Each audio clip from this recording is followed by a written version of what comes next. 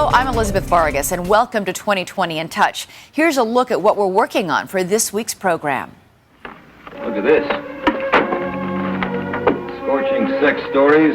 This TV show ran when I was 15. The detectives worry about the evil that comes from kids seeing sex. These kids soak up poison that would turn the mind of a grown man. They threaten this store manager for selling smut. You're contributing to a racket that's vicious enough to pervert an entire generation of American kids. That young people seeing sex would pervert an entire generation was the theory I heard growing up. Sex must be kept out of sight. If not, he'll be a deviant later. Pillow talk, pillow talk. When I was 11, even this innocent movie was considered shocking because it talked about the bedroom. Don't take your bedroom problems out on me. I have no bedroom problems. There's nothing in my bedroom that bothers me. The movie sizzles with sex, said reviews. It comes close to the forbidden border. Yet today, PG movies like Hairspray cheerfully feature a flasher. A joke about teen pregnancy. How long you be gone, Brenda? Just 9 months. And sex is a regular storyline on today's TV shows. Dad, Yeah?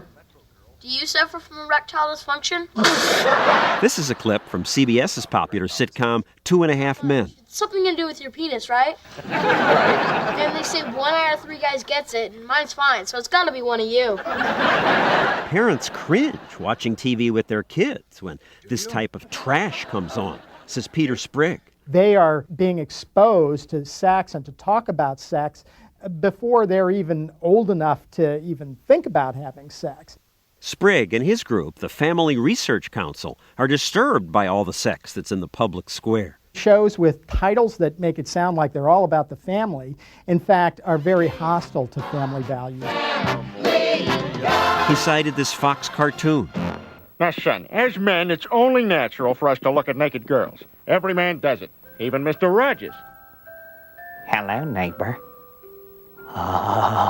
With so many programs pushing the sexual envelope, Sprigg says he can barely find anything appropriate to watch with his young son. In my household, we have to rush to the remote to shut it off before Desperate Housewives begins.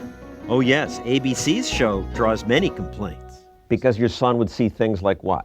Well, one episode where unfortunately I did leave the TV on and catch part of it was the one where Eva Longoria's character, who has an ongoing sexual relationship with the lawn boy, actually had sex with him on the dining room table of their home. You want to do it on the table this time? Absolutely. If kids see that, what does that do?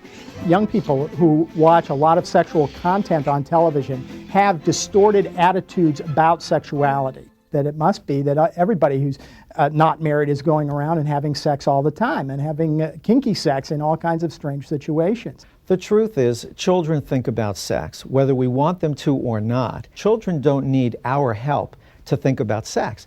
Psychologist Dr. Marty Klein says America is waging a war on sex. There are groups of people out there who are devoted to scaring the heck out of Americans about sexuality.